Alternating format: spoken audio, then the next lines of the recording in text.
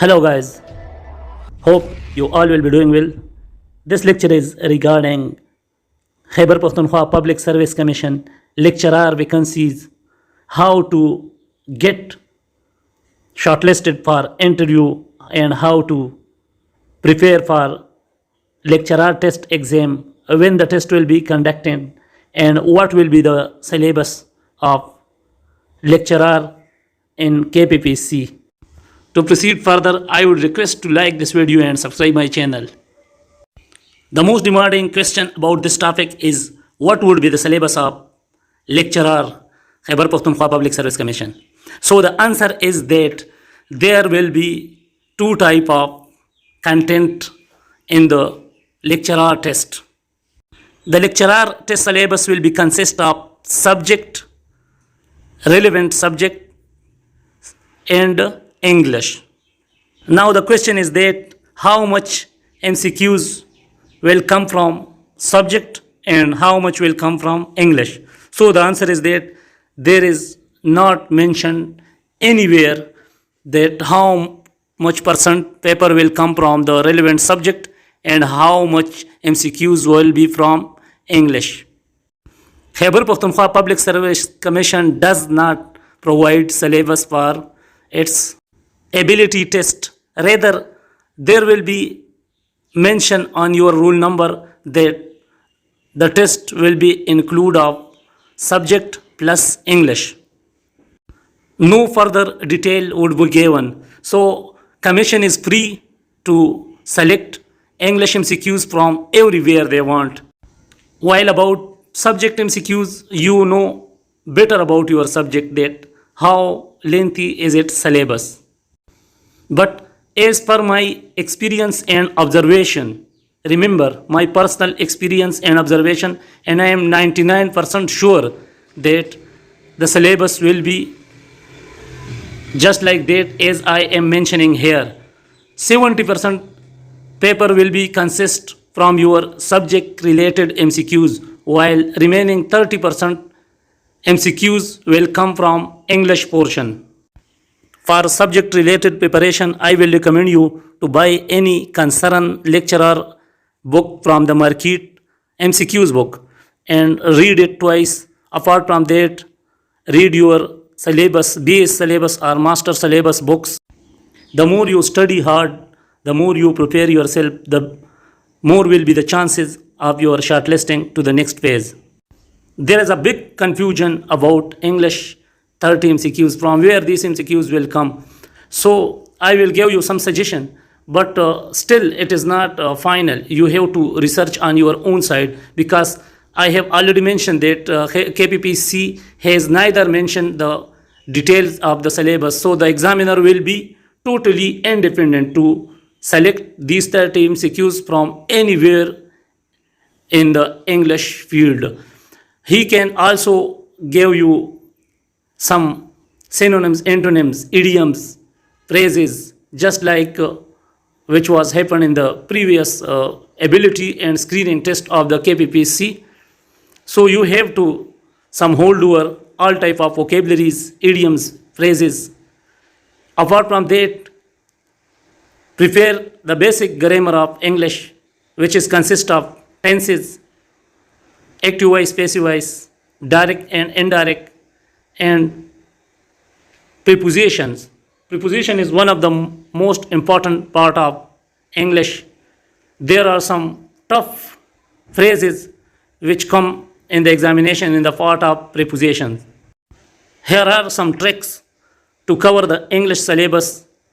Remember, English learning needs a lot of time. It needs years to learn English. There is not a shortcut way to learn English easily in short time, but still you have to focus, because you are not the new one, you are already graduate, so you have a lot of knowledge about this field, but it just needs to refresh yourself.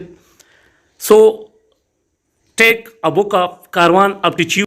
Before buying this book, read its content. If it have English portion of KPPC, so buy it and prepare English from this book. I have listened about this book that it is more relevant to the KPPC examinations. Remember, English will play a vital role in your shortlisting because always English portion in the commission examination is very tough, and it is one of the main cause of failure and one of the main cause of success. Generally, your English portion will define your success or failure in your examination. So while preparing for this test, give 50% of your time to the English portion and 50% to your subject. Now the question is when the examination will be conducted. As the KPPC was so much interested in these vacancies to finalize it on earlier basis, as they have already withdrawn test before, but due to the candidate pressure, the test was included again in the process. KPPC has published a new schedule of August in which there is no examination of lecturer test. It means that in the next schedule it might be included, and the next schedule will at least take 2 to 3 months. So it reflects that these tests are not to be held within coming 2 months. The next question is how to get shortlisted for interview. The answer is very simple. The more you study, the more there will be the more chances of your shortlisting. Remember, your study hours will define your success. If you study more than your competitor, then definitely there will be more chances of your success. Because in this type of test, your fresh study will always help you a lot. I will advise you only to study more hours. This is your own choice to study from MCQs books or from your syllabus books, or to prepare yourself from YouTube lecture, or to follow the Google, or to read any other type of materials for your preparation. These all are the best techniques, but study more.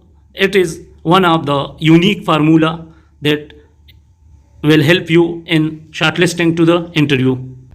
If you have the courage to burn the midnight oil, then these 2 months are more than sufficient, and you can easily shortlist it for the next phase.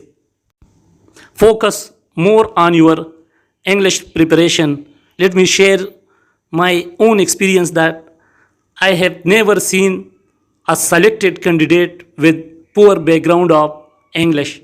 All those selected through KPPC have a strong hold over English. In KPPC recruitment formula, there are total 100 marks. 45% weightage is given to the ability test, 25% weightage is given to interview, 20% weightage is given to your academic background.